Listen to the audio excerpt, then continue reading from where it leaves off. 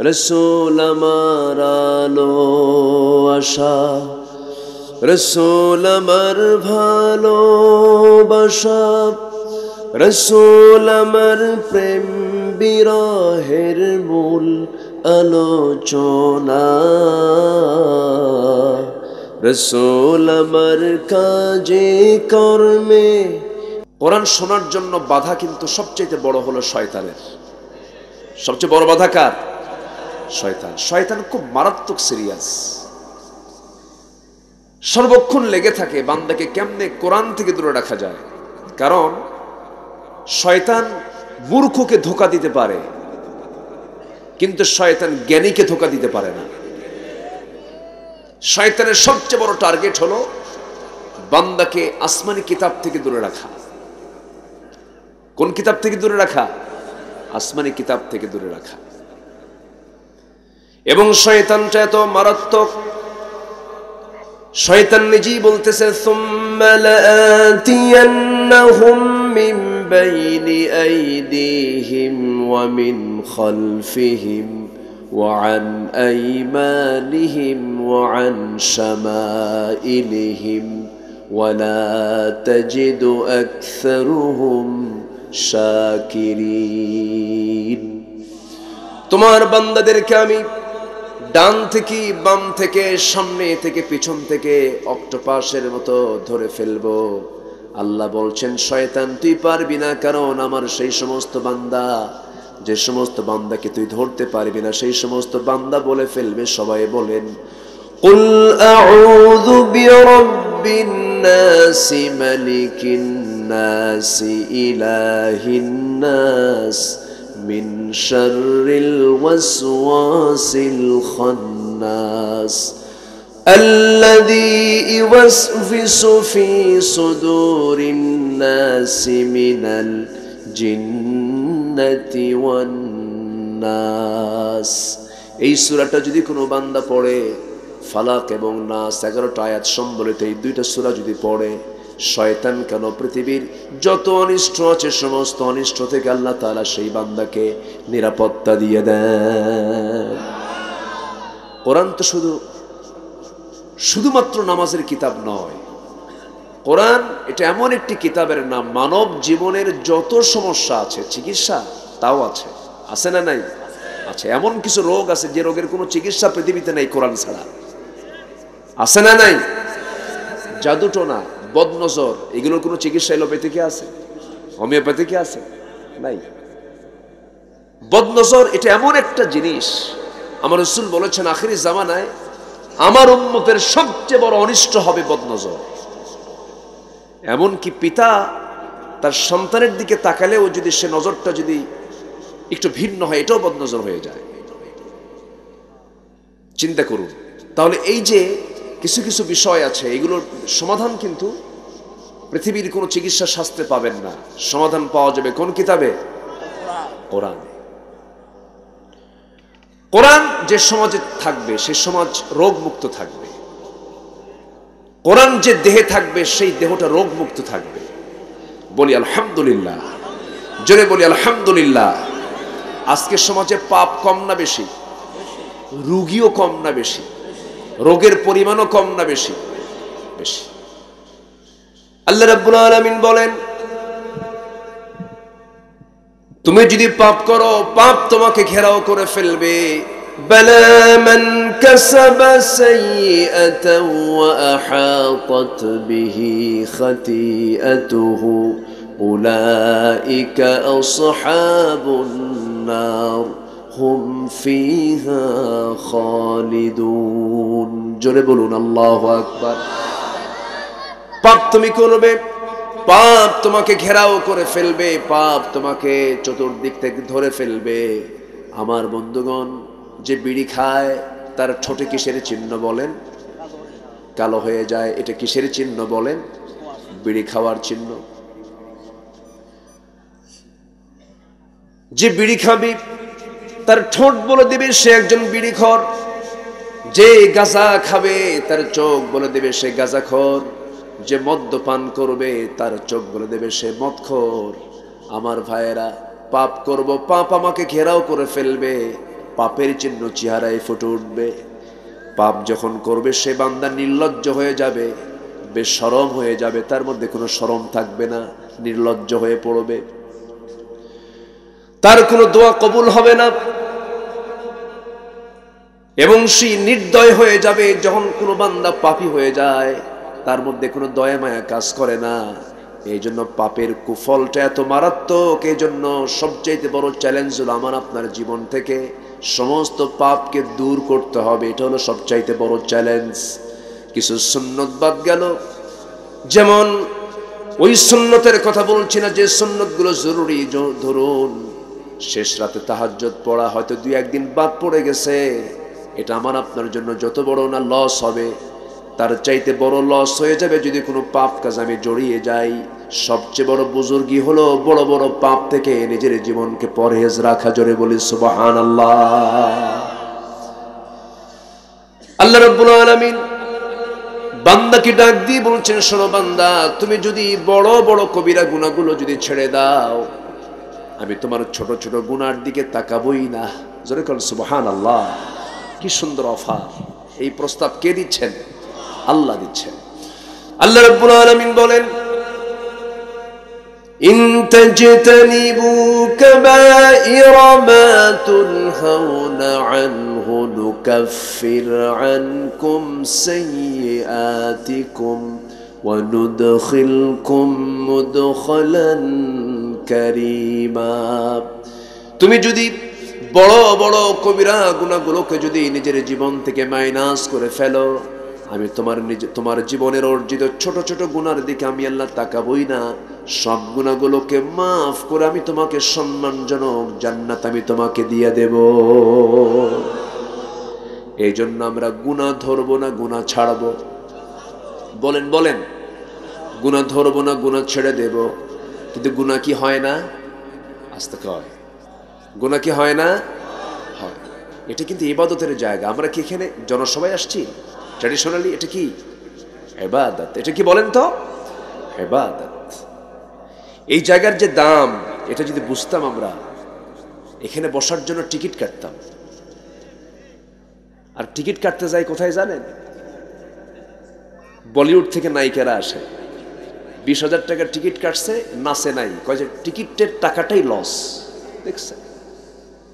এই হলো জাতির দশা।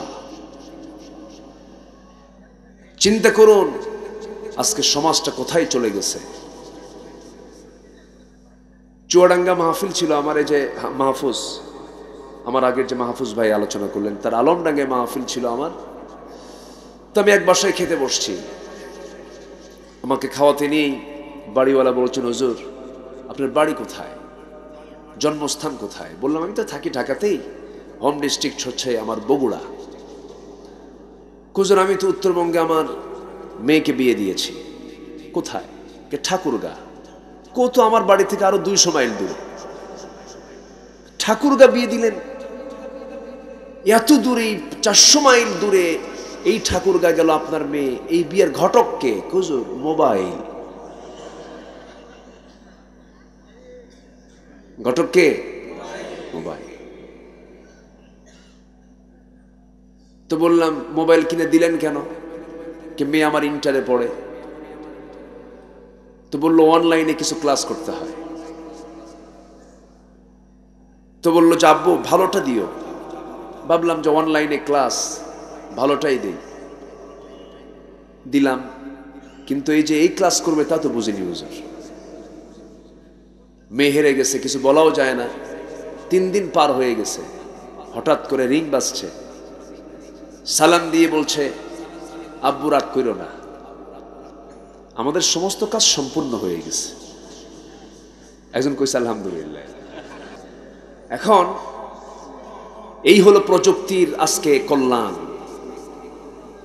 শিশুর হাতে আপেল আর চাকু দিয়ে যদি বলেন, বাবা এই চাকুটা দিয়ে তুমি আপেলটা কাটো তো, সেই শিশুটাকে চাকু দিয়ে আপেল কাটবে না হাত কাটবে? হাত কেটে ফেলবে, আপেল কাটতে পারবে না। কারণ চাকু ধরার যে দক্ষতা, সে দক্ষতা এখনো তার হাতে আসে নাই। আজকে অসংখ্য পরিবার এই রোগে আক্রান্ত। শিশুর হাতে মোবাইল না তুলে দিয়ে কোরআন তুলে দেন, কোরআন তুলে দেন, মাদ্রাসায় ভর্তি করায় দেন। শিশুকে নিয়ে কোনো টেনশন আপনারা করতে হবে না, কোরআন আপনার শিশুকে নিরাপত্তা দেবে, গাইড করবে। এটার বরকতই আলাদা। আমরা কোরআনের বরকত নেব। জোরে বলি ইনশাআল্লাহ, আরো জোরে বলি ইনশাআল্লাহ।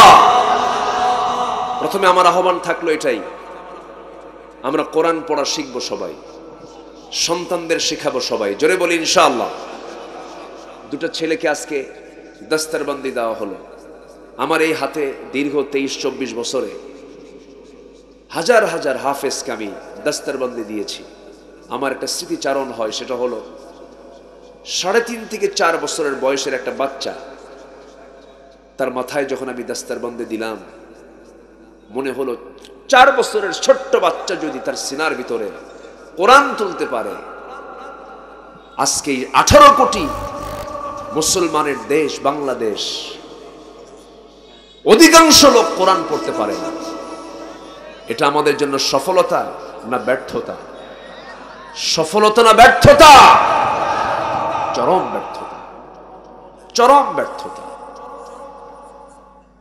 সম্মানিত ভাইয়েরা, এখানে যারা বসে আছেন, আমরা সবাই যদি বলি, আমি যদি প্রশ্ন করি মুসলমান কারা কারা, হাত কি কারো ওঠা বাদ যাবে?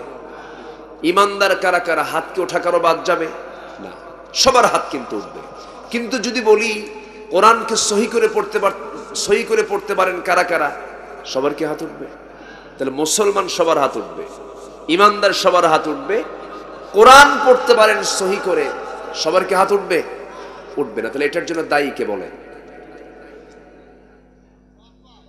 দেখছেন, বাপ মারে দোষ দিয়ে বসে আছে। হ্যাঁ, সব বাপ মা করছে।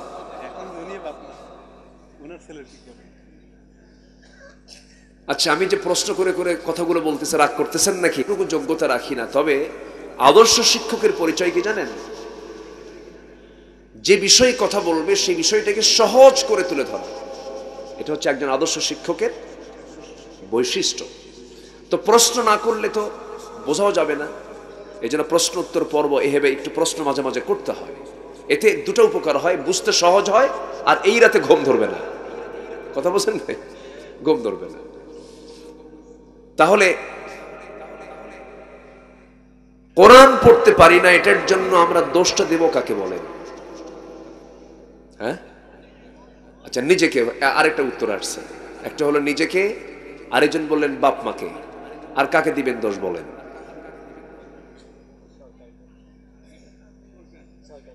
আচ্ছা, আর কাকে বলেন? হ্যাঁ, কি কইছে ওই দিক থেকে? আচ্ছা, ঠিক আছে। তাহলে সম্মানিত ভাইয়েরা, নিজের দোষ একজন বললেন, আরেকজন বাবা মার দোষ বললেন, আরেকজন রাষ্ট্রের ব্যাপারে কথা বললেন, শিক্ষার ব্যাপারে কথা বললেন, যারা শিক্ষার দায়িত্বে আছেন। এগুলো সমস্ত বিষয় আপনারা আমাকে শোনায় দিলেন। কিন্তু শাস্তি ভোগ করবে কে? দেখেন, আস্তে আস্তে কয়, কিছু কয় না। শাস্তি পাবে কে? তাহলে সবার আগে দোষ নিতে হবে কার? নিজের। নিজেকে নিতে হবে আগে দোষটা, যে আমার নিজেরই দোষ, আমি কেন চেষ্টা করিনি। কারণ দেখার জন্য চোখ কে দিয়েছেন? শোনার জন্য কান কে দিয়েছেন? বোঝার জন্য চিন্তা শক্তি, অন্তর শক্তি কে দিয়েছেন? আল্লাহ দিয়েছেন। তাহলে জাহান্নাম কাটতে হবে নিজেকে, শাস্তি পেতে হবে নিজেকে। অতএব দোষটা 1 নাম্বার কার হবে? নিজের।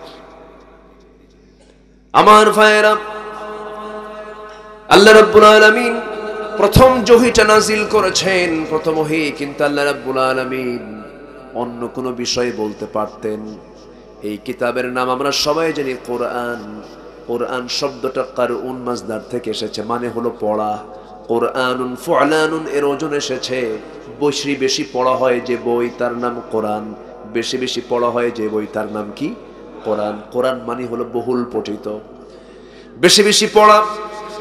যার যে কিতাবের নামই হলো পড়া, যে কিতাবের নাম কি? পড়া। আবার আল্লাহ তাআলা প্রথম ওহীটা দিয়েছেন, সেটাও হলো পড়ো। ইকরা বিসমি রাব্বিকাল্লাযী খালাক, সেই মহান রবের নামে পড়ো যিনি তোমাকে সুন্দর করে সৃষ্টি করেছেন। মাথা থেকে পা পর্যন্ত প্রত্যেকটা অঙ্গ প্রত্যঙ্গের ভিতরে কোনো দোষ আছে নাকি? নিখুঁত করে কে বানাইছেন? একটা সুন্দরী নারীকে দেখে যুবক পাগল হয়ে যাও, কিন্তু ও যুবক, তুমি যে সুন্দরী নারী দেখে পাগল হচ্ছ, ওই সুন্দরী নারীকে সুন্দর করে সাজিয়েছেন তিনি কে? আসতে বলবেন না, তিনি কে? এই জন্য নারীর জন্য আগে পাগল হতে হবে না, আল্লাহর জন্য পাগল হতে হবে। কার জন্য? আল্লাহর জন্য। আল্লাহর মহব্বতটা ভিতরে বদ্ধমূল করতে হবে। নারীর জন্য তুমি অস্থির হয়ে যাবে, সমস্যা নেই, তুমি বিয়েটা করে নেবে। নারীর প্রতি টান পুরুষকে কে দিয়েছেন? পুরুষের প্রতি টান নারীকে কে দিয়েছেন? এই টান যদি না হতো বংশধর পৃথিবীতে আসতো না, মানব সন্তান পৃথিবীতে আসতো না। আল্লাহ এটাও চান এই টানটা থাকুক, বিয়ে শাদী হোক, মাওয়াদ্দাত ওয়া রাহমা, ভালোবাসা হোক, রহমত হোক। কিন্তু এই যে আমার দেশের যে ভালোবাসাগুলো 14ই ফেব্রুয়ারি চলে গেল, এটা কোন ভালোবাসা? এটা কি বৈধ না অবৈধ? বৈধ না অবৈধ? অবৈধ, নোংরামি। এমন নোংরামি, দিন দিন এগুলো কমছে না বাড়ছে? কমছে না বাড়ছে? শিক্ষার হার আগে যা ছিল এখন তার শিক্ষার হার তার চেয়ে কমছে না বাড়ছে? শিক্ষার হার বাড়লো, চরিত্রের হার, চরিত্রের মান কি ঊর্ধ্বমুখী না নিম্নমুখী? নিম্নমুখী। তাহলে চরিত্র নাই এমন শিক্ষার কি কোনো মূল্য আছে? আসতে বলবেন না, আছে?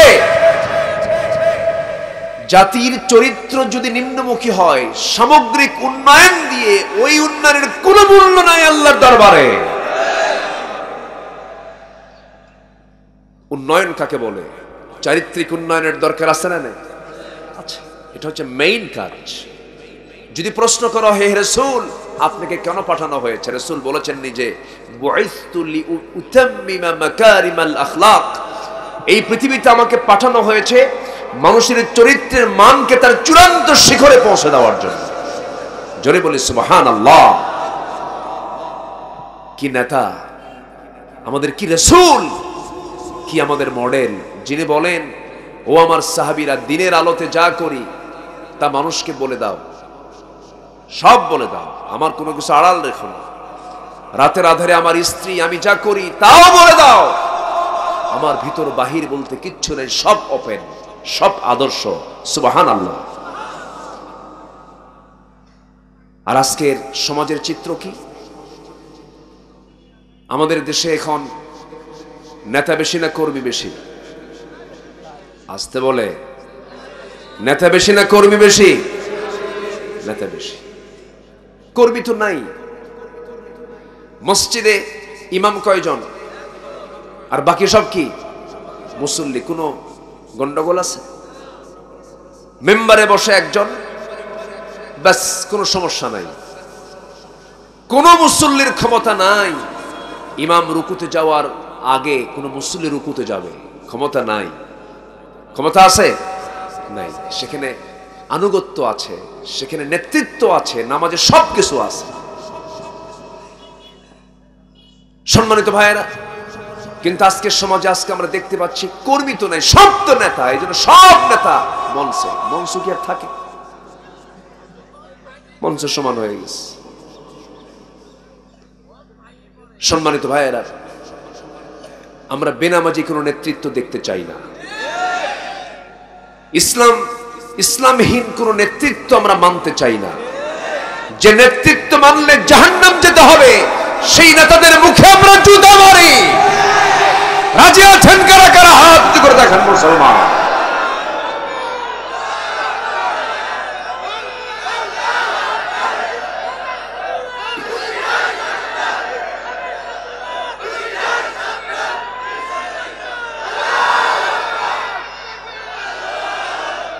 আল্লাহ তুমি সবার হাতকে কবুল করো, জোরে বলি আমিন। আমার দেশে যত সংকট, কে বলেছে সম্পদের সংকট? সম্পদে সমৃদ্ধ আমার দেশ, বলি আলহামদুলিল্লাহ। 1 নম্বর সম্পদ হলো মানব সম্পদ, জনসম্পদ। কানাডায় যান, মানুষ নাই, বিশাল বড় কানাডা, জাস্টিন ট্রুডো না? হ্যাঁ, জাস্টিন ট্রুডো। মানুষ নাই, জনসংখ্যা বাড়ানোর জন্য হাজার চেষ্টা করছে, পারছে না, মানুষ নাই। আর আমার দেশে মানুষ আছে না নাই? 18 কোটি মানুষের 36 কোটি হাত, এর চাইতে বড় সম্পদ কি থাকতে পারে? সবই ছিল, সবই আছে। আসতে নিয়ে আজকে আমি হঠাৎ করে আমার চোখের সামনে একটা অনলাইনে ভেসে আসলো এদেশের স্বাধীনতার স্থপতির একটা ভাষণ শুনলাম।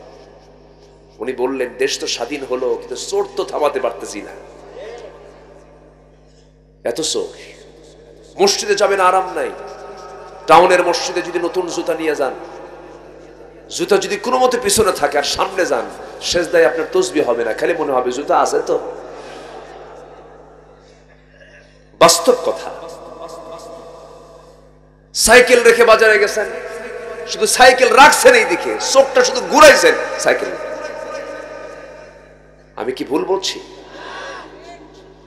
জানালার পাশে, নিজের বাড়ি জানালার পাশে একটু রিল্যাক্স করে জানালা খুলে দিয়ে একটু মোবাইলটা পাশে রাখছেন, একটু গেছেন বাইরে, এসে দেখেন মোবাইল নাই।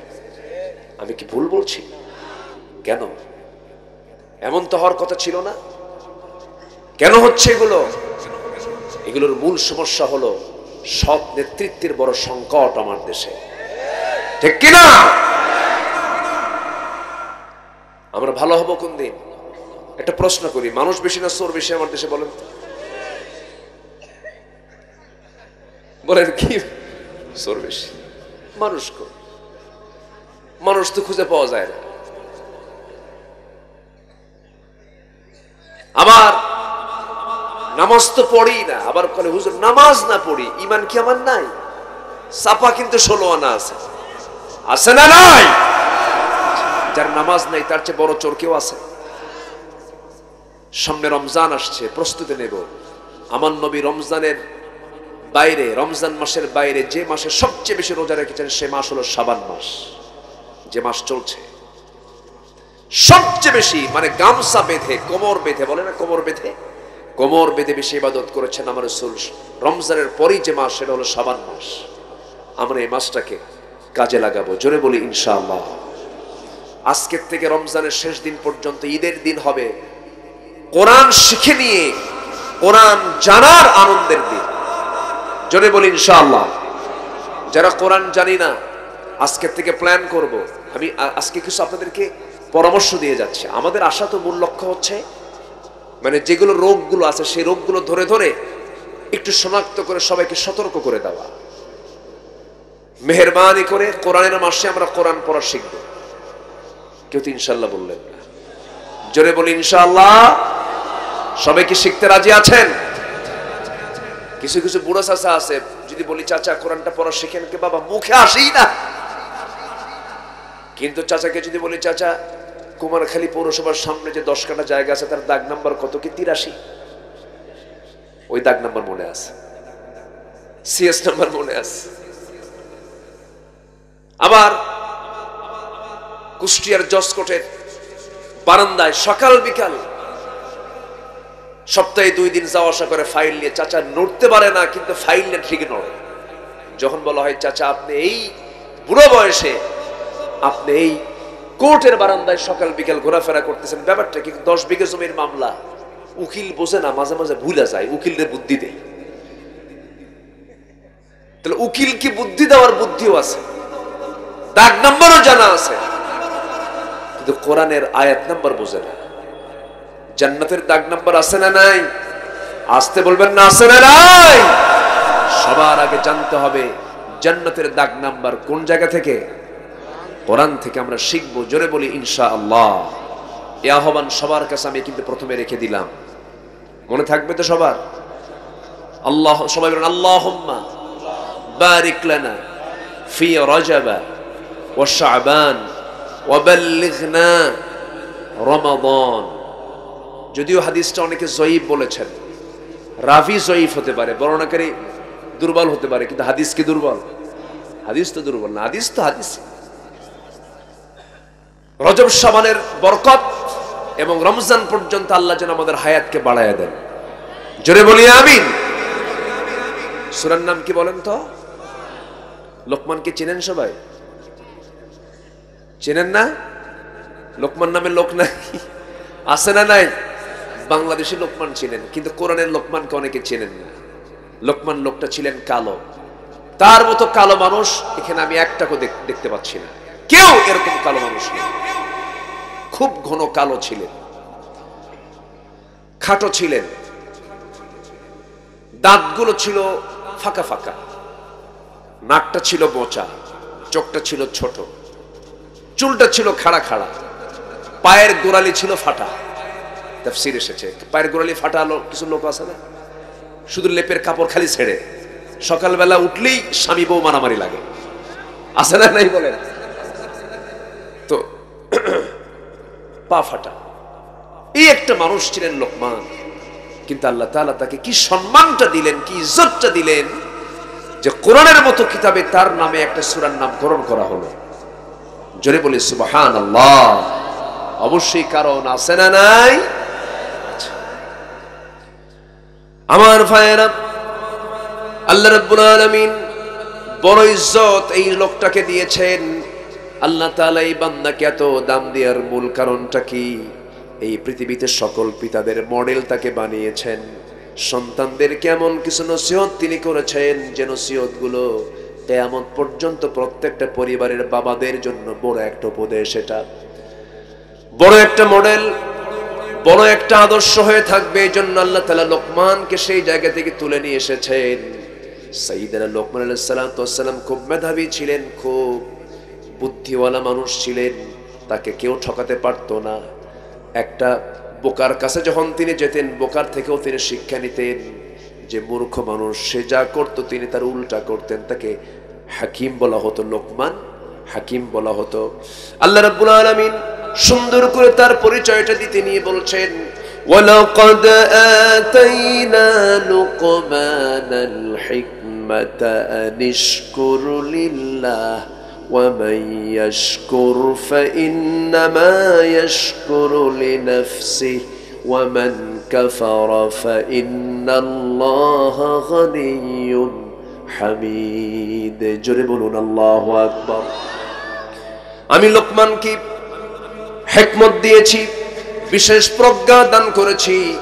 এই হিকমত আল্লাহ তাআলা সবাইকে দান করেন না। আল্লাহ তাআলা অন্য জায়গায় বলছেন, وَمَن يُؤْتِ الْحِكْمَةَ فَقَدْ أُوتِيَ خَيْرًا كَثِيرًا জোরে বলুন আল্লাহু আকবার। আমি যাকে হিকমত দেই সে বহু কল্যাণে সে ধন্য হয়ে যায়, বিশাল বড় কল্যাণে ধন্য হয়ে যায়। এই জন্য হিকমত চাইবো আমরা কার কাছে? দাওয়াত দিতে হিকমতের দরকার আছে না নাই? হিকমত মানে কিন্তু হক আড়াল করে কোনো কথা নয়। উদউ ইলা সাবিলি রাব্বিকা বিল হিকমাতি ওয়াল মাউইযাতিল হাসানাহ ওয়াজাদিলহুম বিল্লাতী হিয়া আহসান জোরে বলুন আল্লাহু আকবার। দাওয়াত দিতে হিকমত লাগে, এই পৃথিবীতে চলতে হিকমত লাগে। আল্লাহ তাআলা হিকমতটাকে স্পেশালি লোকমানকে বেশি দিয়ে দিয়েছেন। সন্তানদেরকে মাঝে মাঝে তিনি নসিহত করতেন। একদিন নসিহত করছেন, হে আমার সন্তানরা, পৃথিবীর শ্রেষ্ঠ খাবার খাবে, শ্রেষ্ঠ বিছানায় ঘুমাবে, শ্রেষ্ঠ প্রাসাদে অবস্থান করবে। সন্তানগুলো মুস্কি মুস্কি হাসি মেরে বলে, আব্বা ভাত ভালো করে পাই না, কেমন করে ভালো খাবার খাবো, বিছানা ভালো পাবো কেমনে, আমরা গরিব মানুষ, বিশাল বড় প্রাসাদে আমরা অবস্থান করব কেমনে, বাবা তোমার কথার হিকমতটা বুঝি নাই। লোকমান বলছেন, কলিজার টুকরা সন্তানরা শোনো, তোমরা পৃথিবীর শ্রেষ্ঠ খাবার খাবে মানে যখন তোমরা খেতে বসবে তখন সেই সময় কখনো ভরা পেটে খেতে বসবে না। যখন তোমরা খেতে বসবে, যখন প্রচন্ড ক্ষুধা লাগবে সেই সময় খাবে, কিন্তু পেট উদর পূর্তি করে খাবে না, অর্ধেক পেটে তোমরা খাবে। এই সময় তোমার মনে হবে যেন তুমি তোমার শ্রেষ্ঠ খাবার তুমি গ্রহণ করছো। ক্ষুধা পেটে সবসময় খাবার চেষ্টা করবে। আর শ্রেষ্ঠ বিছানায় ঘুমাবে মানে যে কোনো বিছানায় ঘুমাতে গেলে বিশ্রাম নেওয়ার আগে তোমাদেরকে সন্তান বলছি পরিশ্রম করবে, কঠোর পরিশ্রম করবে। এই পৃথিবীতে সবচাইতে হালাল রুজি হলো কঠোর পরিশ্রম করা, দৈহিক পরিশ্রম করা। দৈহিক পরিশ্রম করে বিছানায় চলে যাবে, সেই বিছানাই হবে তোমার কাছে শ্রেষ্ঠ বিছানা। আল্লাহু আকবার বলেন। এগুলো হিকমত, এগুলো কি হিকমত। নাম্বার 3 হলো সন্তানরা বলছে বাবা শ্রেষ্ঠ প্রাসাদে অবস্থান করব কেমনে? এবার কষ্ট পাচ্ছেন নাকি আপনারা? কারো কোনো বিরক্তি নাই তো? অসুবিধা নাই তো? জোরে বলি ইনশাআল্লাহ। লোকমান বলছেন তোমরা শ্রেষ্ঠ প্রাসাদে অবস্থান করবে। শ্রেষ্ঠ প্রাসাদ মানে হলো তোমরা মানুষের মনকে, মানুষের হৃদয়কে কখনো ক্ষত করবে না, মানুষের হৃদয়ে কখনো আঘাত দিয়ে কথা বলবে না, মানুষকে হৃদয় রাজ্য দখল করবে। হৃদয় রাজ্য দখল করা মানে এর চাইতে বড় প্রাসাদ এই পৃথিবীতে আর নাই। জোরে বলি সুবহানাল্লাহ। এখন তো হৃদয় রাজ্য দখল করার দরকার নাই, রাজত্ব দখল করলেই হয়ে গেল, ঠিক কিনা? আমাকে চাক আর না চাক, এনিওয়ে আমাকে রাজত্ব নিয়ে থাকতেই হবে। কিন্তু না, জোর জুলুম করে হয়তো রাজত্ব দখল করে কিছুক্ষণ থেকে থাকা যায়, কিন্তু হৃদয় রাজ্য দখল করা তো সহজ কাজ নয়। হৃদয় রাজ্য দখল করার জন্য দরকার হচ্ছে উন্নত চরিত্র। কি চরিত্র বলেন? উন্নত চরিত্র। লোকমান তার সন্তানদেরকে এমন করে সুন্দর করে নসিহত দিয়েছেন। শাসক তো ছিলেন, ওমরে ফারুকের মতো শাসকও ছিলেন পৃথিবীতে, যার প্রশংসায় পঞ্চমুখ হয়ে ভারতের শ্রী মহাত্মা গান্ধী পর্যন্ত বলেছেন অশান্ত পৃথিবীকে শান্ত করার জন্য মুসলমানদের ওমর বর্তমান দুনিয়াতে দরকার। একজন হিন্দু ভদ্রলোক ওমরের প্রশংসায় পঞ্চমুখ হয়ে যান, আর আমার দেশের কিছু কুলাঙ্গার নাস্তিকের বাচ্চারা রাসূলকে নিয়ে, সাহাবাদেরকে নিয়ে বাজে কথা বলে। আসতে বলবেন না, আছে না নাই? সম্প্রতি কয়েকদিন আগে আমার চোখে আমি দেখেছি, আমার চোখের সামনে এসেছে জাহান্নামের এক কীট। তাসলিমা নাসরিন সে বলেছে তোমাদের নবী মুহাম্মদ তো মদিনার মাটিতে পৌঁছে গেছে, গলে গেছে। এই জাতীয় কথা বলার পর কি কোনো ইমানদার চুপ করে থাকতে পারে? আসতে বলবেন না, পারে। অথচ এই সমস্ত লোকের ব্যাপারে কোনো শক্ত কোনো পদক্ষেপ আজ পর্যন্ত কেউ নিয়েছে? আসতে বলবেন না, কেউ কি নিয়েছে? কেউ নেয়নি। নেবে না তো? নেবে কেমনে? বানরের গোষ্ঠী কি আর নিতে পারে? নিতে পারে না তো। আল্লাহ তাআলা আমাকে কি সম্মান দিলেন! আল্লাহ বলছেন আমি ওয়ালাকাদ কাররামনা বানি আদম, আমি আদম সন্তানকে সম্মান দিয়েছি। আর সে আদম সন্তানকে বলতেছে আমরা নাকি বানর ছিলাম। মানুষ নাকি বানর ছিল। মাননীয় প্রধানমন্ত্রীকে ধন্যবাদ দিচ্ছি, আলেমদের কথাকে আমলে নিয়ে এটাকে সংশোধনের একটা পন্থা বের করা হয়েছে। আলহামদুলিল্লাহ বলে, জোরে বলি আলহামদুলিল্লাহ। ভালো। কিন্তু আমার দেশে ঘাপটি মারা কিন্তু নাস্তিকের একটা চক্রান্তকারী দল আছে না নাই? আসতে বলবেন না, আছে না নাই? এই সমস্ত বদমাইশদের বিরুদ্ধে আমাদের প্রতিবাদ করার দরকার আছে না? কিছুদিন আগে একজন বলে ফেললো যে নারায়ে তাকবীরের স্লোগান চলবে না। কেন চলবে না? বলে এটা নির্দিষ্ট দলীয় স্লোগান। যদি তাই হয়, আজানের প্রথম আওয়াজটা কি? আসতে বলে আরো জোরে। নামাজের প্রথম শুরুটা কি? এবং রুকুতে যেতে কি? সেজদায় যেতে কি? আচ্ছা, এরপরে আমরা যখন দুনিয়া থেকে বিদায় নেব, জন্মের সময় তো শুনছি আল্লাহু আকবার, যখন মরে যাব, কবরে যাব, তার আগে একটা জানাজা হয়। সেই জানাজার প্রথম তাকবীর কি? দ্বিতীয় তাকবীর কি? তৃতীয় তাকবীর কি? যদি কেউ বলে যে এই তাকবীর চলবে না, দলীয় স্লোগান, তাহলে ওর জানাজা কেমনে পড়াবেন বলেন? ও তো বলেই দিছে যে এটা নির্দিষ্ট দলীয় স্লোগান, তাহলে ওর বক্তব্য অনুযায়ী ওর কি জানাজা চলে? আসতে বলে ওর কি জানাজা চলে? এই সমস্ত বেদবদের জানাজা না দিয়া কুকুর বিড়াল সিগারের মতো বিদায় করা দরকার। ওই বেদবদের চূড়ান্ত শাস্তি নিশ্চিত করা দরকার। রাজি আছেন কারা কারা? হাত উঁচু করে দেখেন মুসলমান।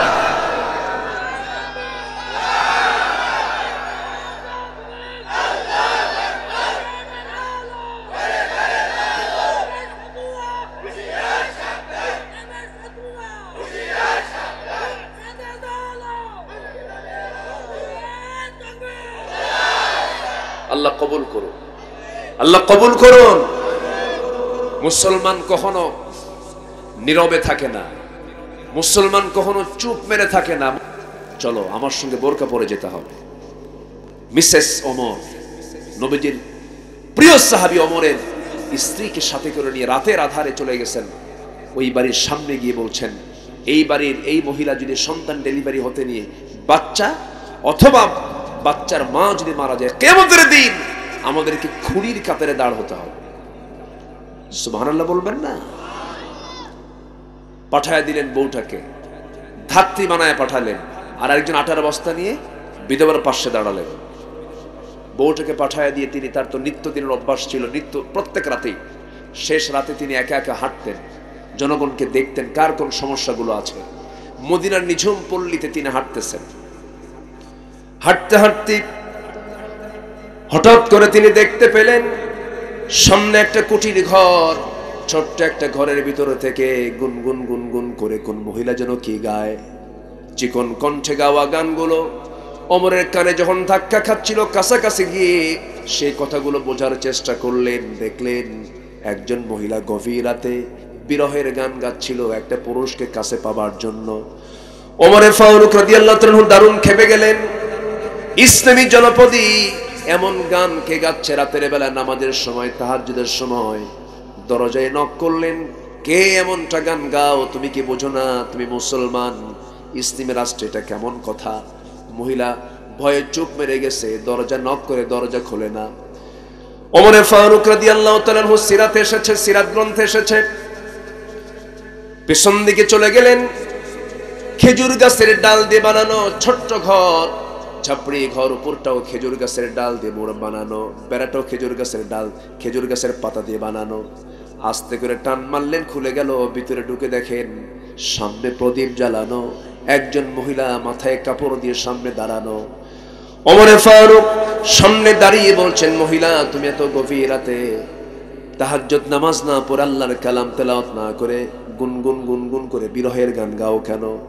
মহিলা ওমরে ফারুককে না চিনতে পেরে বলতেছে, আমি গান গাইছি, এটা আমার জন্য একটা অপরাধ হতে পারে, কিন্তু তুমি আমার ঘরের মধ্যে ঢুকে, তুমি কে আমি তোমাকে চিনি না, তুমি আমার ঘরের মধ্যে ঢুকে পরপর 3 থেকে 4টা বড় বড় দোষ করেছো। কি কি দোষ করলাম বলো আমাকে?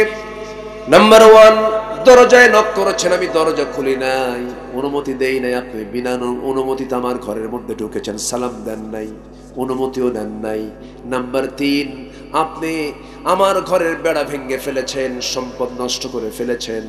নাম্বার 4, আপনি একজন পরপুরুষ, আমি একজন পরনারী, আমার ঘরের মধ্যে আপনি একা ঢুকে পড়লেন। এই 4টা ভুল আপনি করে ফেলেছেন। কি করবা মহিলা বলো? মহিলা বলতেছে, তুমি মনে হয় জানো না, এই জনপদের একজন শাসক আছে, তার নাম হলো ওমর। সকালবেলা হবে, আমি তোমাকে জোর করে নিয়ে ওমরের আদালতে চলে যাব, মানহানির মামলা দায়ের করব, তোমার বিরুদ্ধে আমি মামলা দেব। ওমরে ফারুকের সামনে মহিলা যখন এমনটা করে বলতেছে, ওমরে ফারুক মাথা নিচু করে আছেন, নিজের পরিচয়টা তিনি আড়াল করেছেন।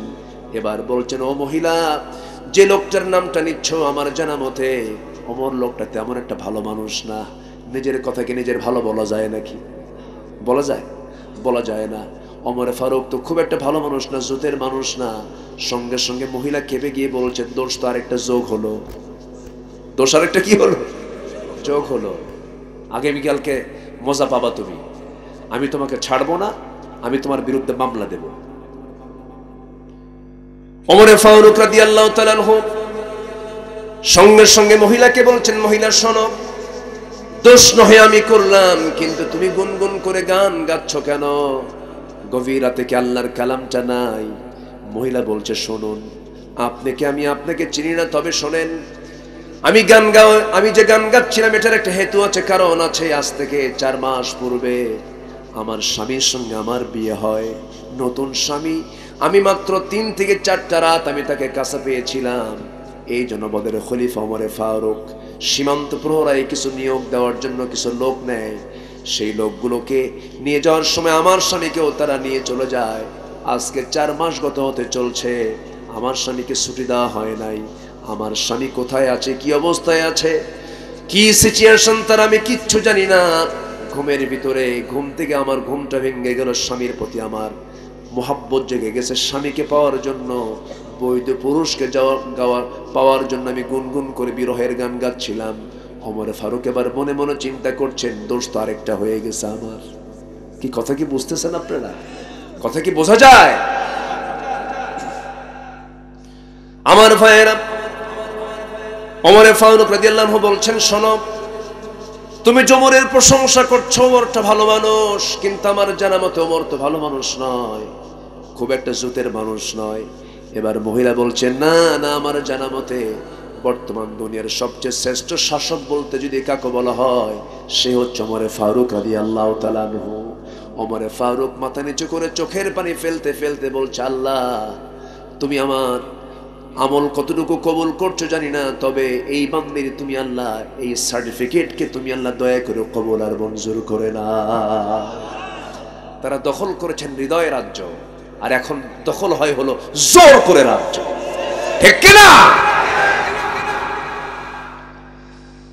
আমার বন্ধুগণ, কথাই তো কথা বেড়ে যায়, একটু লাইনে চলে আসি। লোকমান তার সন্তানদেরকে মোট 13টা নসিহত দিয়েছেন। কয়টা বলেন? 13টা নসিহত দিয়েছেন। নাম্বার 1 হলো লা তুশরিক বিল্লাহ, ইয়া বুনাইয়া লা তুশরিক বিল্লাহ, হে আমার কলিজার টুকরা সন্তান, শিরিক করো না। আজকের সমাজে শিরিক আছে না নাই? আসতে বলবেন না, আছে না নাই? রন্ধ্রে রন্ধ্রে শিরিক আছে। খাজার নামে গাঁজা খায়, আছে নাকি? গাঁজার আসর টাসর আছে না? মন কেমন গাঁজা বিক্রি হয় না? মন কেমন গাঁজা, গাঁজা নাকি বেহেশতের গাছ, বুঝলে? ওরা আবার ওটা বলে ওইটা, হ্যাঁ? আচ্ছা যাক, তাহলে তো ভালো। গাঁজার মোহরা, খাজার নামে গাঁজা খায়, হু খাজা, দিল করে তাজা, ইসমে জালাল, গাজার কলকি খাওয়া হালাল। যেরকম নাউজুবিল্লাহ। আছে না, আছে না এগুলো? এই বদমাইশিগুলো আছে না আমার দেশে? পীরের নাম করে ভণ্ডামি চলে। সঠিক পীর যদি হয় আলহামদুলিল্লাহ, আমি পীরকে সম্মান করি। পীর এই শব্দকে কলঙ্কিত করেছে কিছু ভণ্ড ভণ্ড বদমাইশরা, ঠিক কিনা? শাহজালাল ইয়ামিনী অবশ্যই আল্লাহওয়ালা মানুষ। খান জাহান আলী রহমতুল্লাহ আলাইহ, শাহ মখদুম রহমতুল্লাহ আলাইহ, শাহ সুলতান বলখি রহমতুল্লাহ আলাইহ, শাহ পরান, তারা দেশে, তারা ইসলামের জন্য ব্যাপক কাজ করেছেন, অনেক মেহনত করেছেন। খাজা মঈনুদ্দিন চিশতি রহমতুল্লাহ আলাইহ আজমিরে শুয়ে আছেন। রাজা পৃথ্বীরাজকে পরাজিত করেছেন। তিনি আওলাদে রাসূল ছিলেন, রাসূলের বংশ। রাজা পৃথ্বীরাজকে পরাজিত করে সেই জায়গায় তিনি তাওহীদকে প্রতিষ্ঠা করেছেন, শিরককে উৎখাত করেছেন। কিন্তু সেই পীরের নাম করে কিছু আজকে সমাজে কিছু পীরজাদা নামের কিছু হারামজাদা আছে। আসতে বলবেন না, আছে না নাই? গত 6 থেকে 7 মাস আগে আমি চিটাগাং যাব, একটা প্রোগ্রাম আছে, মাহফিলে যাব। তো আমি ঢাকাতে এয়ারপোর্টে ডোমেস্টিক সাইডে ভিতরে ঢুকলাম, বোর্ডিং পাস নিয়ে ভিতরে ঢুকে বসবো, বসার জায়গা পাচ্ছি না। সব জায়গায় এখন পুরুষ বেশি না মহিলা বেশি? মহিলা বেশি। তার কি গায়ে কাপড় চোপড় আছে? কাপড় চোপড় তো না। এখন তো যত কাপড় খুলতে পারে সে তো নাকি আধুনিক হয়ে যায়। তাহলে কাপড় খুললে যদি আধুনিকই হয়, তা মানুষ আর কত আধুনিক? বনের যে পশুগুলো আছে ওরা তো বেশি আধুনিক হওয়ার কথা, ঠিক আছে না? এই হচ্ছে অবস্থা। যে নায়িকা যত কাপড় চোপড় খুলতে পারে তাকে বলা হয় সাহসী অভিনেত্রী। যেরকম নাউজুবিল্লাহ। এই সমস্ত অশ্লীলতার শেষ কোথায় আল্লাহই জানে। আমার দেশের কৃষ্টি কালচার এখানে ঢুকে পড়েছে, ভারতীয় কৃষ্টি কালচার গুলো, তাদের সিনেমাগুলো আমার দেশে মার্কেটিং হয়। আমাদের নিজস্ব সংস্কৃতি আছে না নাই? তাদের পূজার সাথে আমাদের ইসলামের কোনো সম্পর্ক আছে? তাদের পূজা তারা করবে, আমার ইবাদত আমি করব, আমরা করব। সম্মানিত ভাইয়েরা, দুঃখ লাগে, আমি কোনো ধর্মকে কটাক্ষ করছি না, যে যার ধর্ম পালন করবে, কিন্তু মুসলমান হয়ে অন্য ধর্মের সঙ্গে লেগে যাওয়া, অন্য ধর্মের সঙ্গে সাদৃশ্য হয়ে যাওয়া, এমন কোনো কাজের সঙ্গে সম্পর্ক রাখলেই এখানে ঈমান প্রশ্নবিদ্ধ হবে কি হবে না? এগুলো খেয়াল করতে হবে। তো আমি বসার জায়গা পাচ্ছি না, ভিতরে বসবো কোথায়, দেখি যে একটা কোনায় এক টুপিওয়ালা বসে আছে, আমিও টুপিওয়ালা। তো ভাবলাম টুপিওয়ালার পাশে গিয়ে বসি। টুপিওয়ালার পাশে গিয়ে একটা সালাম দিলাম, দেখি উত্তর নাই। সালাম দিলাম, দেখি আমার দিকে, আমার টুপির দিকে চাই আছে, মানে আমার টুপি পছন্দ হয় না। ওনার টুপি একরকম, আমার টুপি আরেক রকম। আমার কথা কি বুঝতেছেন? আমাদের কলিজা কিন্তু খুব ছোট ভাই। আমরা মুসলমান, কিন্তু আমাদের মাইন্ড এত স্লো, এত এত এত লো, এতটাই ছোট। আমরা আগে তো মানে আমরা তো কিছু হলেই হুজুরের কাছে যাই, হুজুর একটু পানি পড়া দেন, একটু দোয়া পড়ে দেন। আমার একটা প্রস্তাব কি জানেন, হুজুরদের কাছে দোয়া চাইতে না যায়া হুজুরদের জন্য একটু উল্টা দোয়া করেন। কেন বলছি? আমার দেশে হাফেজের সংখ্যা কি কম? আসতে বলে হাফেজ কি কম? সবচেয়ে বেশি হাফেজ কোন দেশে? সবচেয়ে বেশি সুন্দর রেজাল্ট করে হাফেজ কোন দেশে? বাংলাদেশ। আমার দেশে আলেম কি কম? মাদ্রাসা কম, মসজিদ কম, আলেম ওলামা তো আমার দেশে ভরা। আজকে যদি প্রত্যেকটা আলেম ওলামার মুখ থেকে যদি একটা সুর বের হতো, কোন বাতিল শক্তি মাথা উঁচু করে কথা বলার সাহস পেত না। এই জন্য বলতেছি, একটু উল্টা দোয়া আপনারা হুজুরদের জন্য করেন, আলেমদের জন্য করেন। এটা ভিতর থেকে বড় দুঃখ নিয়ে কথাগুলো বলতে হচ্ছে আমাকে। তো আমি বেচারিকে দেখে সালাম দিলাম, পাশে বসলাম। এবার চেষ্টা করছি দেখি একটু ফ্রি হই। বললাম, মুরব্বী আপনার নামটা কি? কে? আমি অমক পীরজাদা। যখন কইছে পীরজাদা, কো আচ্ছা আপনি কে? আমাকে যখন বলছে, আমি বললাম আমি তো নবীজাদা। কি কথা কি বুঝতেছেন? নবীজাদা মানে বুঝলাম না তো। বুঝবেন কি? আপনি বুঝবেন না তো। আপনি যদি পীরের ছেলে যদি হয়ে পীরজাদা পরিচয় দিতে পারেন, আমি নবীর ছেলে হয়ে নবীজাদা পরিচয় দিতে পারবো না? মানে হ্যাঁ, আমার বাপ তো নবী। আপনার বাপ কে? আমার বাপ আদম। আদম কি ছিলেন? আমরা তার কি? আমরা কি? নবীজাদা। আমরা তো নবীজাদা হয়ে বসে আছি, এক ডিগ্রি উপরই আছে আমাদের। লাভ কি? কোনো লাভ নেই। নূহ আলাইহিস সালাতু ওয়াস সালামের ছেলেকে আল্লাহর নবী নূহের ছেলে, মানে কি নবীর ছেলে কেনান, লাভ আছে? আজ থেকে লাভ আছে? ইব্রাহিম আলাইহিস সালামের বাবা হলো আজর, একজন নবীর বাপ, লাভ আছে? লাভ নেই। আমার নবীর বংশের নাম কি? বলেন বলেন বলেন কি? আবু লাহাবের বংশের নাম কি? লাভ আছে? বংশ দিয়েও লাভ নাই। বংশ দিয়ে লাভ নাই, এরপরে পরিচয় দিয়ে লাভ নাই। আমার বাবা অমক, আমার দাদা অমক, আমার দাদা হুজুর, এগুলো পরিচয় দিয়ে কোনো লাভ নাই। পীরজাদা, আমি পীরকে সম্মান করে বলছি, সমস্যা নাই। কিন্তু আজকে আমার দেশে যত পীরজাদা আছে, এই হাজারো পীরজাদার মধ্যে কি দুই একটা হারামজাদা নাই? আসতে বলবেন না, আছে না নাই?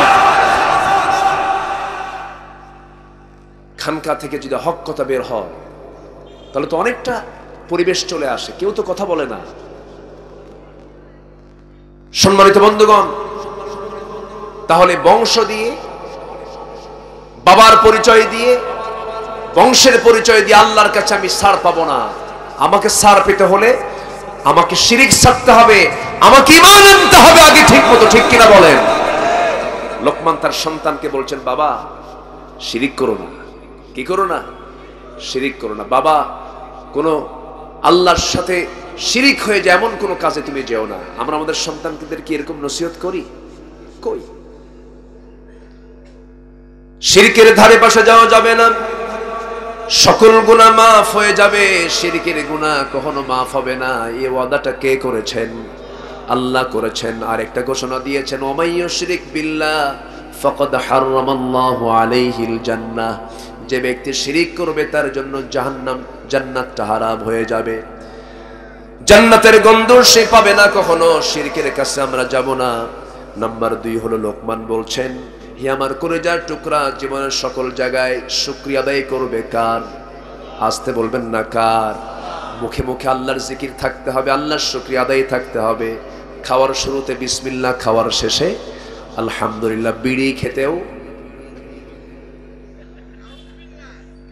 কি খাবেন? এটাও তো খাওয়া। বিড়ি খায় না? বিড়ি খায় না। আমরা কোন যে কাজে দোয়া নাই সেই কাজে আমরা নাই। বলেন তো বিড়ি খাওয়ার কোনো দোয়া আছে?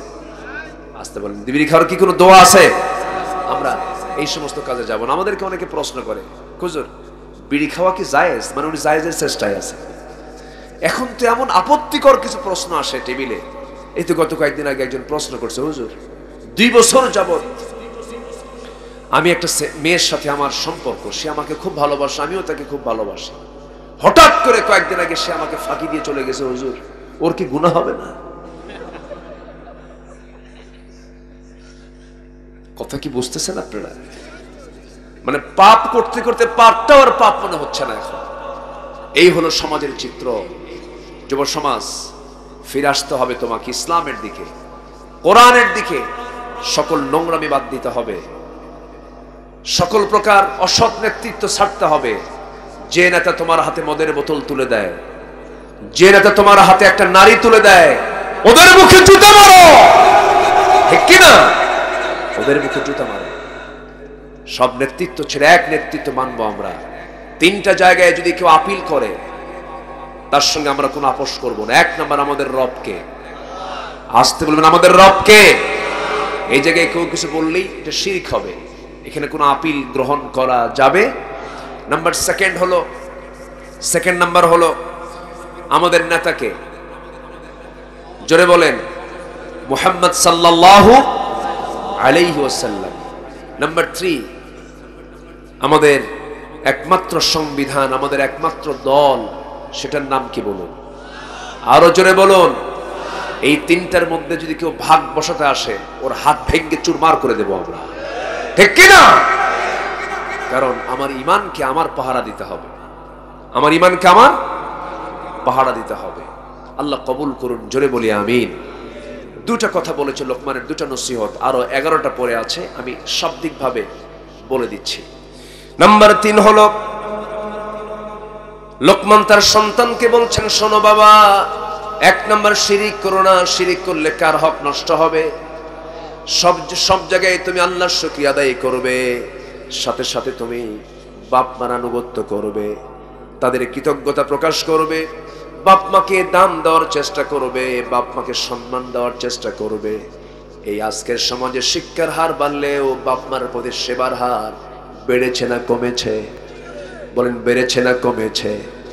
সেদিন একজন মুরব্বী আমার মঞ্চে এসে কেঁদে ফেলে বলছে, হুজুর লজ্জায় বলতে পারছি না, আমার সন্তান আমাকে থাপড়ায়, আমার সন্তান আমাকে থাপড়ায়, চপেটাঘাত করে, মারে। হুজুর আপনি একটি বিষয়ে কিছু ওয়াজ করবেন, কিছু বলবেন। এটার জন্য কি সূরা লোকমান কি দরকার নাই? সূরা লোকমান দরকার নাই? এই পৃথিবীতে একজনের দোয়া, এই পৃথিবীতে একজনের দোয়া মিস হয় না, তিনি হচ্ছেন বাবা। তিনি কে বলেন? পিতা যদি খুশি হয় আল্লাহ খুশি হয়, পিতা যদি নারাজ হয় আল্লাহ নারাজ হয়। সেই হাদিস, রিদার রাব্বি ওয়া রিদাল ওয়ালিদি ওয়া সাখতুহু ফি সাখতিল ওয়ালিদ। পিতা খুশি আল্লাহ খুশি, পিতা নারাজ আল্লাহ নারাজ। এখানে মায়ের কথা আসে নাই। আবার ভাববেন না যে মায়ের দাম নাই। আচ্ছা, বাপ বড় না মা বড়? চিন্তায় পড়ে গেছে, কোনটা বলি?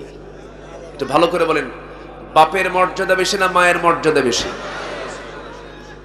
বলেন, বাপ বড় না মা বড়? মা বড়।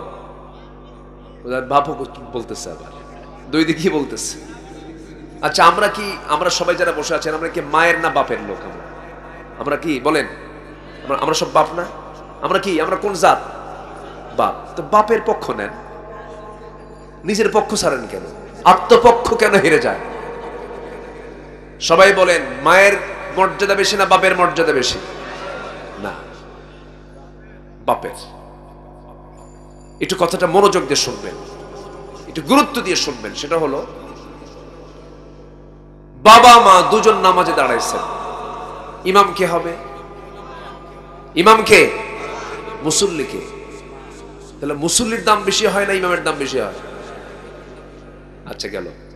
পরিবারে বাপ মা ভাই বোন এই মিলিত পরিবার, কোন একটা গন্ডগোল লাগলো, সমস্যা হলো, ফয়সালার জন্য বিচারকের চেয়ারে বসবে কে? এখন তো সব বাপই কম, আর তো কেউ মা খন না। আচ্ছা, তাহলে বিচারক বাবা, ইমামও বাবা, কথাটা বুঝছেন আপনি? আচ্ছা, এই পৃথিবীতে যত আম্বিয়ে কেরাম আল্লাহ তাআলা পাঠিয়েছেন, সমস্ত নবীরা মহিলা না পুরুষ? আচ্ছা, পুরুষ। আল্লাহকে একজন নবীকে কি মহিলা পাঠাইছেন? পাঠান নাই। তাহলে এখন একটু বলেন তো, বাবার মর্যাদা বেশি না মায়ের মর্যাদা বেশি? আবার কয় মায়ের, বাবা। আরেকটা বিষয় বলি, সেটা হলো পরিবারে কিন্তু ছেলে বউ এবং কি বলে শাশুড়ি, মার সাথে মানে বউয়ের মানে ছেলে বউ এবং শাশুড়ির সাথে, এটা আমাদের দেশে আবহমান কাল ধরে চলে আসছে, ম্যাক্সিমাম জায়গায় আমাদের কানে আসে। গন্ডগোল লাগে কি লাগে না? লাগে কি লাগে না? একটু প্যাঁচ লেগে যায়। মাদের একটু দোষও আছে এক্ষেত্রে, আমি কিছু কিছু ক্ষেত্রে বলি, মন খারাপ করবেন না। মেয়েকে বিয়ে দিছে, জামাইটা খুব ভালো, জামাইয়ের প্রশংসা করতে করতে বলে জামাইটা আমার এত ভালো, আমার মেয়ে যা বলে তাই শোনে, এমনকি আমার মেয়ের কাপড় চোপড় আমার জামাই ধুয়ে দেয়, রান্না বান্না করে খাওয়ায়, এত ভালো। কিন্তু আমার ছেলে মানুষ হলো না, আমার ছেলে শুধুই বইয়ের কথা শোনে। কি কথা কি বুঝতেছেন আপনারা? তাহলে বলেন, একই মহিলা তার মুখে কয় কথা বের হলো? মেয়ের ক্ষেত্রে এক কথা, ছেলের ক্ষেত্রে আরেক কথা। এটা কি আছে না? আসতে বলবেন না, আছে না নাই? এটা করা যাবে না। এজন্য যদি কোনো মা তার ছেলেকে ডাক দিয়ে বলে তোর বউকে তুই তালাক দে, এই ক্ষেত্রে সরাসরি মায়ের এই হুকুম সন্তান মানতে পারবে না, সে সোজা চলে যাবে বাবার কাছে। কারণ বিচারককে বিচারককে মর্যাদা কার বেশি? বাবার মর্যাদা বেশি, মায়ের হকটা বেশি, মায়ের অধিকারটা বেশি। আল্লাহ তাআলা বাড়ায় দিয়েছেন, মার হকটা বাড়ায় দিয়েছেন। কারণ মা তিনটা কষ্ট বাবার চাইতে বেশি করেন। পেটে ধারণ করার যন্ত্রণা, ডেলিভারির যন্ত্রণা, দুগ্ধপানের যন্ত্রণা, এই তিনটা কষ্ট এক্সট্রা করে মাকে করতে হয়। অধিকাংশ মুহাদ্দিস, অধিকাংশ ব্যাখ্যাকার তারা এই তিনটা কারণে মার হকটাকে তিনটা গুণ আল্লাহ রাব্বুল আলামিন বাড়িয়ে দিয়েছেন, রাসূল বলে দিয়েছেন। কিন্তু সম্মানের দিক থেকে, মর্যাদার দিক থেকে আল্লাহ তাআলা বাপকে বেশি মর্যাদা দিয়েছেন। লোকমান তার সন্তানদেরকে বলছেন, বাজান শোনো, শিরিক করো না, আল্লাহর শুকরিয়া আদায় করবে। নাম্বার 3 হলো পিতামাতার আনুগত্য করবে, কৃতজ্ঞতা প্রকাশ করবে। তবে হ্যাঁ, যে সমস্ত পিতামাতা তোমাকে যদি বাধ্য করে শিরকের দিকে নিয়ে যাওয়ার জন্য, সেই সময় সেই সমস্ত পিতামাতার হুকুমগুলোকে মানবে না। কারণ শিরকের দিকে যে বাপ মা সন্তানকে নিয়ে যাবে, সে জাহান্নামের দিকে চলে যাবে। আল্লাহর বিরুদ্ধে কোনো কথা বললে পরে সেই সময় বাপ মার কোনো কথা মানা যাবে না। এটাও নসিহত করে দিচ্ছেন লোকমান তার সন্তানকে। জোরে বলি সুবহানাল্লাহ। এরপরে সন্তানকে নসিহত দিচ্ছেন, ইয়া বুনাইয়া আকিমিস সালাহ, হে আমার কলিজার টুকরা, নামাজ কায়েম করো। নামাজ কি করো? কায়েম করো। নামাজ কায়েম কিন্তু সহজ কোনো কাজ নয়। নামাজ আদায় করতে কোনো ঝামেলা নাই। আপনি আমেরিকায় যাবেন, জো বাইডেন আপনার জন্য মসজিদ বানায় দেবে। রাশিয়া যাবেন, ভ্লাদিমির পুতিন আপনার জন্য মসজিদ বানায় দেবে। আপনি নরেন্দ্র মোদীর দেশে যাবেন, আপনাকে মসজিদ বানায় দিয়ে নামাজ পড়তে দেবে। কিন্তু আপনি যখনই বলবেন যে নামাজ কায়েম করতে হবে, তখন আপনাকে বলে ফেলবে মৌলবাদী, এটাই জঙ্গি, একে ধরো। ঠিক আমার দেশেও নামাজ পড়ার মতো মুসল্লি খুঁজে পাওয়া যায়, নামাজ পড়তে কোনো সমস্যা নাই। কিন্তু নামাজ কায়েমের সংগ্রামের কথা বললেই সেই জায়গায় জঙ্গিবাদের গন্ধ খুঁজে পায়। আসতে বলবেন না, আছে না নাই? কেন? নামাজ কায়েম হলে বোতল বন্ধ হয়ে যাবে, নামাজ কায়েম হলে নাইট ক্লাব বন্ধ হয়ে যাবে, নামাজ কায়েম হলে পরে সমাজ থেকে সিনেমা বিচার বন্ধ হয়ে যাবে। মুনাফিক নামাজ পড়তে পারে, মুনাফিক নামাজ কায়েমের সংগ্রাম করতে পারে না। এই জন্য মুনাফিক চেনা যায় নামাজে না ময়দানে? মুনাফিক চেনা যায় নামাজে না জিহাদে? জিহাদে, মাঠে ময়দানে মুনাফিককে চেনা যায়। এই জন্য দেখেন লোকমান তার সন্তানকে বলছেন নামাজ কায়েম করো। নামাজ কি করো? কায়েম করো।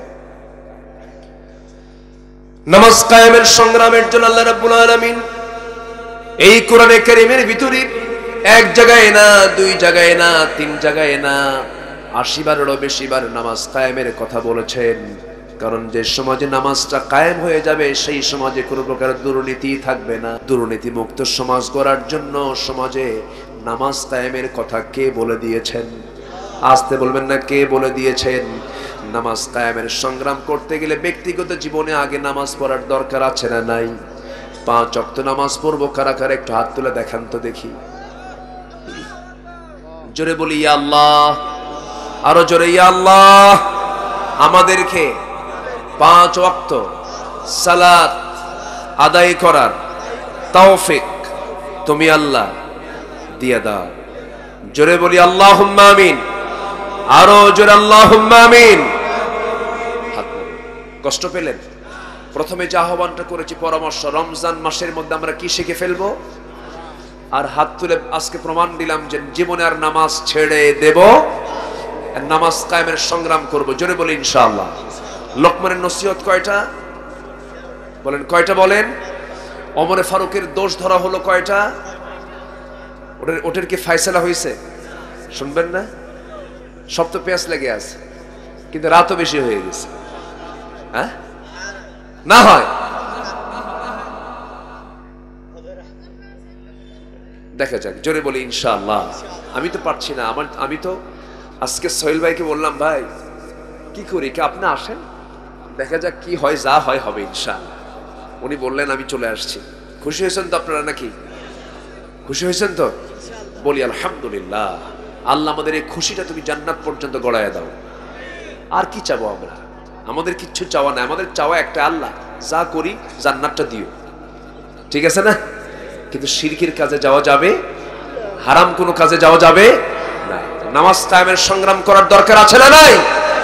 জিহাদকে অনেকে অবমূল্যায়ন করে, বলে জিহাদ এই যুগে নাই, জিহাদ আগের যুগে রাসূলের যুগে হয়ে গেছে।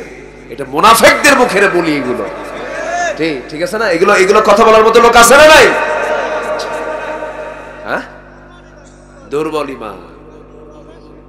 হ্যাঁ, খুব সুন্দর কথা। পাবনার ভাষা তো খুব মিষ্টি ভাষা, আলহামদুলিল্লাহ বলে। পাবনা এমন মানে একমাত্র স্বতন্ত্র জেলা পাবনা, যে জেলার ভাষার সাথে অন্য কোনো জেলার ভাষার মিল নেই, আলহামদুলিল্লাহ। কুষ্টিয়া না, কুষ্টিয়ার ভাষায় হয়তো কুমারখালীর সাইডে কিছু মিল থাকতে পারে, তাও 16 আনা মিল নেই, একটু ডিফারেন্স আছে। কুষ্টিয়া তো সুন্দর ভাষা। ওই কুষ্টিয়া মানে কি এই কুষ্টিয়া না, মেহেরপুর, চুয়াডাঙ্গা, আলমডাঙ্গা, এরপরে যশোর, ওটা হচ্ছে নদীর সঙ্গে লাগানো। এই জন্য ওই ভাষার সাথে আমরা পারবো না। মানে বাংলাদেশের কোনো অঞ্চল ওদের সঙ্গে পারবে না। ওরা যখন কথা বলে মনে হয় রিক্সাওয়ালা প্রফেসর কথা বলতেছে। খুব সুন্দর না? ওদের খুব মিষ্টি করে কথা বলে, ওদের ভাষার মধ্যে একটা সৌন্দর্য আছে। বলি আলহামদুলিল্লাহ। তোমার নোয়াখালীর ভাষা আরো সুন্দর,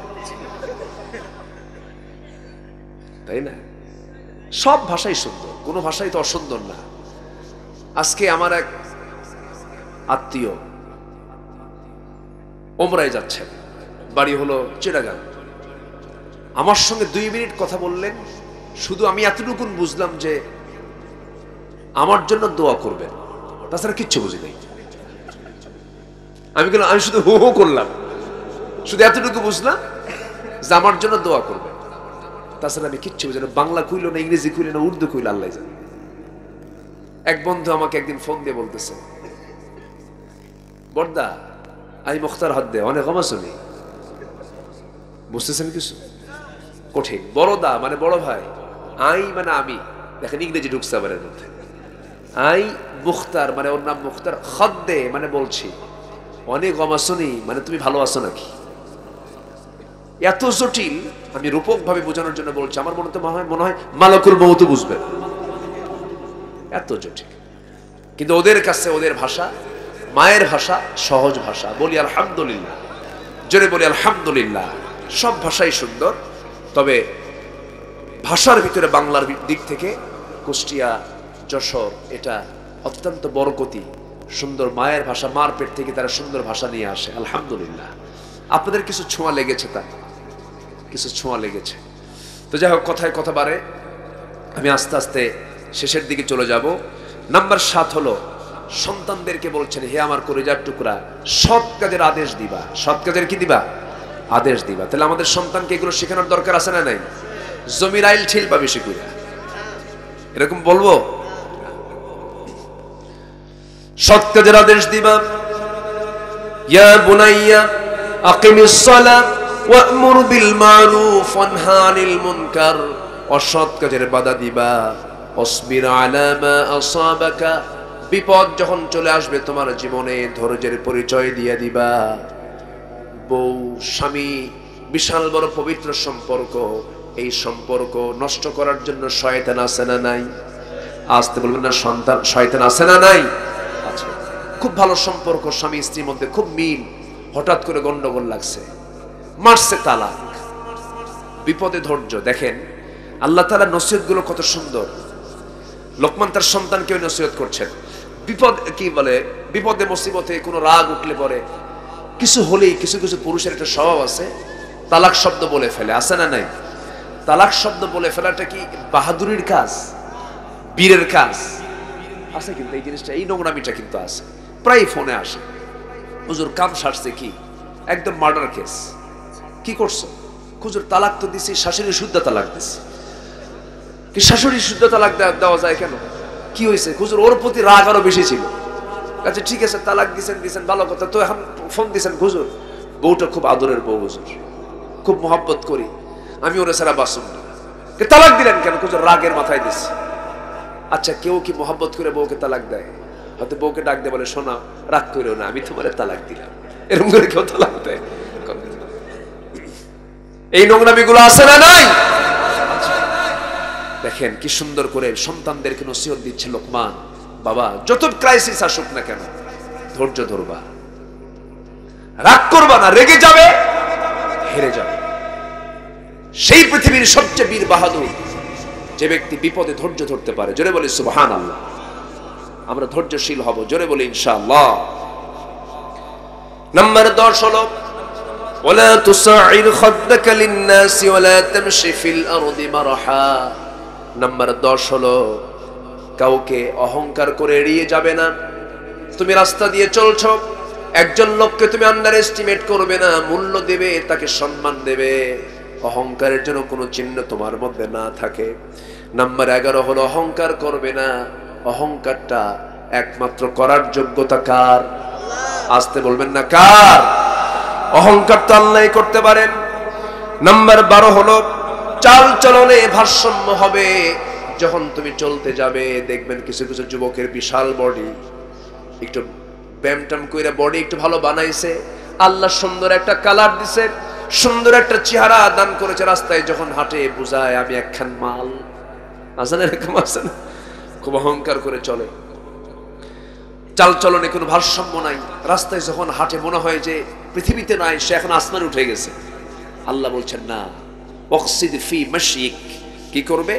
তুমি তোমার চাল চলনে ভারসাম্য হবে। অক্সিদ ফি মাশিকা, রাস্তায় যখন তুমি চলবে চাল চলন হবে তোমার ভারসাম্যপূর্ণ, বিনয়ী হবে। মুরব্বীর সঙ্গে কথা বলবে, বিনয়ী হয়ে কথা বলবে। বাপ তার সন্তানকে নসিহত দিচ্ছে, আলহামদুলিল্লাহ বলবেন না? আর আজকে কিছু নেতা কর্মীকে বলে, কি করলি, ওরে কি মারছিস, কয়টা কোপালি তুই?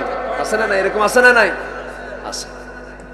এই সমস্ত চরিত্র নিয়ে যারা সমাজকে নেতৃত্ব দেয়, ওদের দিন শেষ করতে হবে আমাদের, ঠিক কি না? একটাই নেতৃত্ব আমরা চাই, সেই নেতৃত্ব হচ্ছে মুহাম্মদ সাল্লাল্লাহু আলাইহি ওয়াসাল্লাম। চাল চলনে ভারসাম্য হওয়া। নাম্বার 13 হলো, নিজের কণ্ঠ, নিজের যে আওয়াজ, এটাকে নিচু রাখা। অনেকে দেখবেন গম্ভীর ভাবে ভাবসাব নিয়ে সবার উপরে বড় আওয়াজ দিয়ে কথা বলে। আল্লাহ বলছেন, ইন্না আনকারাল আসওয়াতি লা সাউতিল হামির। সবচাইতে বড় আওয়াজে কথা বলে গাধা। গাধার আওয়াজ শুনছেন কিনা জানি না, একটা বিশ্রী আওয়াজ হয়, আওয়াজটা খুব জোরে হয়, কিন্তু আওয়াজটা সুন্দর না, কর্কশ। এই জন্য আল্লাহওয়ালা যারা বান্দা হবে তাদের কথার আওয়াজটা হবে বড় আওয়াজ না, মিষ্টি আওয়াজ। মিষ্টি আওয়াজে আমরা কথা বলবো। দেখবেন কিছু কিছু সন্তান আছে বাবার সামনে চোখ এরকম করে রাঙ্গায় বড় আওয়াজে কথা বলে, আছে না নাই? আছে। ধমক দিবা, তোমার ঈমান চলে যাবে, তুমি বেঈমান হয়ে দুনিয়া থেকে বিদায় নিবে, তোমাকে জাহান্নাম যেতে হবে। সব জায়গায় এই সমস্ত আমলগুলো করার আমাদের দরকার আছে না নাই? আসতে বলবেন না, আছে না নাই? আল্লাহ তুমি সবাইকে এগুলো আমল করার তৌফিক দিয়ে দাও। জোরে বলি আল্লাহুম্মা আমিন। অনেক মা বোন আজকের মাহফিল আসছেন, মাদের জন্য আমি খুব বেশি কিছু বলতে পারলাম না, তবে মাদেরকে আমি যেটা বলবো সেটা হলো, একটা আমল যদি আপনি করতে পারেন আল্লাহ তাআলা আপনাকে জান্নাতের 8টা দরজাই খুলে দিবেন। জোরে বলি সুবহানাল্লাহ, আরো জোরে বলি সুবহানাল্লাহ। সেই একটা আমল হলো কমপ্লিট পর্দা, যেটা পুরুষের জন্য, মেয়েদের জন্য 14 জন পুরুষকে আল্লাহ তাআলা বিয়ে হারাম করে দিয়েছেন, মাহরাম দিয়েছেন 14 জন। একটু মুখস্থ করবেন সবাই, একটু মাথায় রাখেন। আমার মা বোন যারা শুনছেন তারাও হাতের কড়াগুলো গুনে গুনে মনে রাখবেন। মেয়েদের ক্ষেত্রে 14 জন পুরুষের সঙ্গে তারা দেখা করতে পারবে। কয়জন বলেন তো? 14 জন। নাম্বার 1 এক বাবা, এককে বাবা। নাম্বার 2 হলো ছেলে, 3 ভাই, 4 নানা, 5 দুধ ভাই, 6 মামা, 7 ভাতিজা, 8 ভাগিনা, 9 চাচা, আপন চাচা, 10 হলো দাদা, 11 হলো শ্বশুর, 12 হলো সব ছেলে, 13 হলো দুধ ছেলে, 14 হলো মেয়ের জামাই। এই 14 জন পুরুষের সাথে মেয়েদের দেখা করা জায়েজ আছে না নাই? মাথায় কাপড় ছাড়া, বুকে ওড়না ছাড়া, শালীনপূর্ণ পোশাক রাখতে হবে। আবার পুরুষের ক্ষেত্রে আল্লাহ তাআলা 14 জন নারীকে দেখা করা জায়েজ করে দিয়েছেন। 1 নাম্বার মা, 1 নাম্বার কে?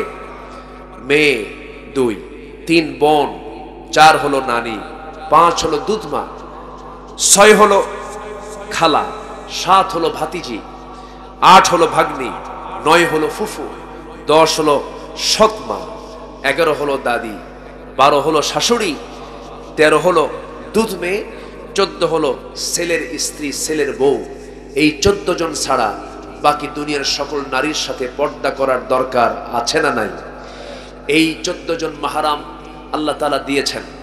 এটার বাইরে যদি কেউ পর্দা অবলম্বন না করে, এটা কি ছোটখাটো গুনাহ না বড় গুনাহ?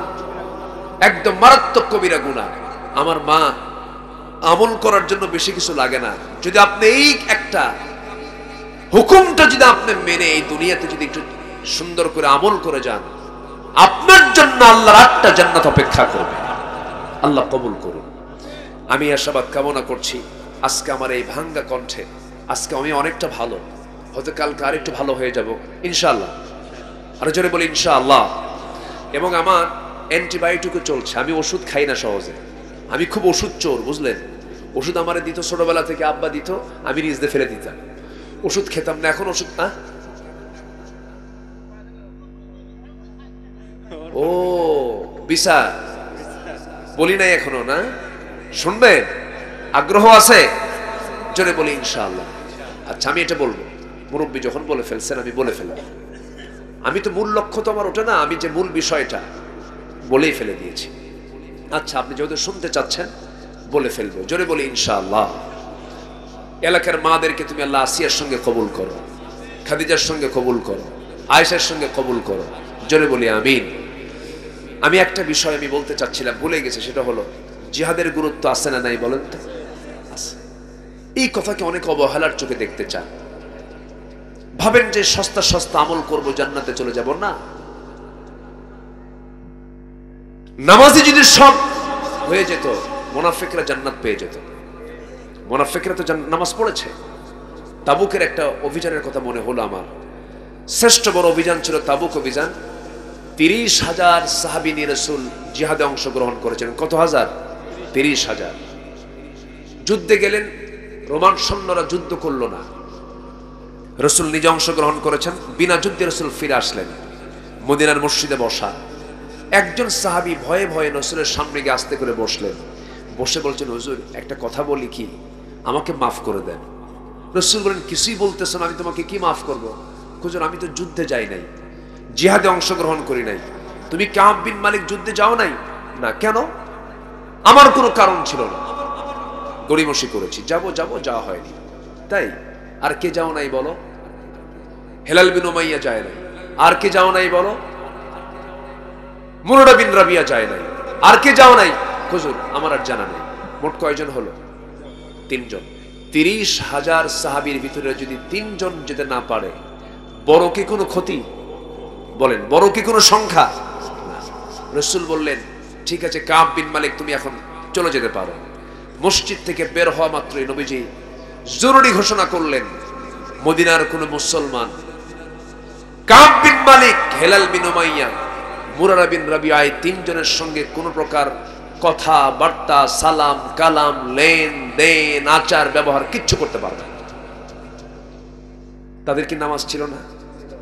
আস্তে নামাজ ছিল না? জিকির আজকার ছিল না? দান সদকা ছিল না? নবীর প্রতি মহব্বত ছিল না? আল্লাহর প্রতি মহব্বত ছিল না? কিন্তু শুধু গরিমসি করেছেন। কিসে যান নাই? বলে কিসে যান নাই? জিহাদে যান।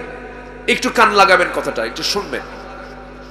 আমার প্রত্যেকটা আলোচনায় একামতের দিন নিয়ে আমি কিছু কথা বলি কম বেশি।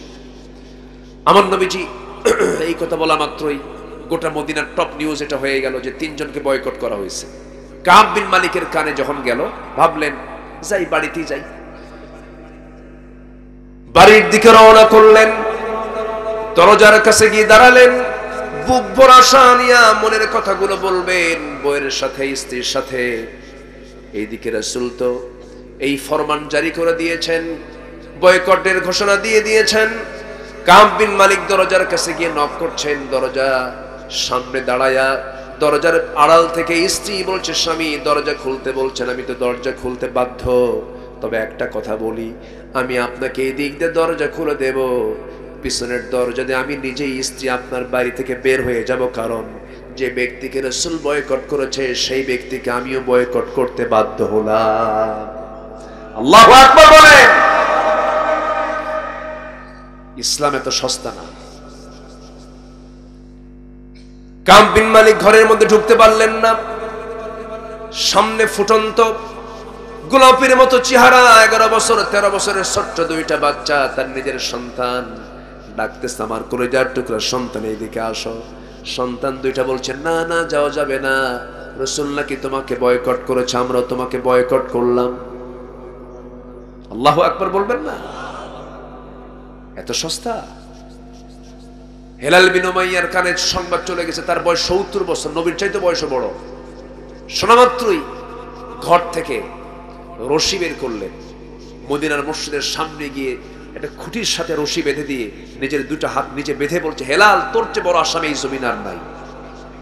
কান্দে সেজদায় পড়ে আল্লাহর কাছে রোনাজারি করছে। কেউ সালাম কালাম কেউ দেয় না, কেউ কোনো কথাও বলে। রাসূল ফিরেও তাকান না তাদের দিকে। শুধু নামাজ না। মুরারা বিন রাবিয়া পাহাড়ি গর্তের ভিতরে ডুকরে ডুকরে কাঁদতেছে, তওবা করছে। 40টা দিন পার হলো।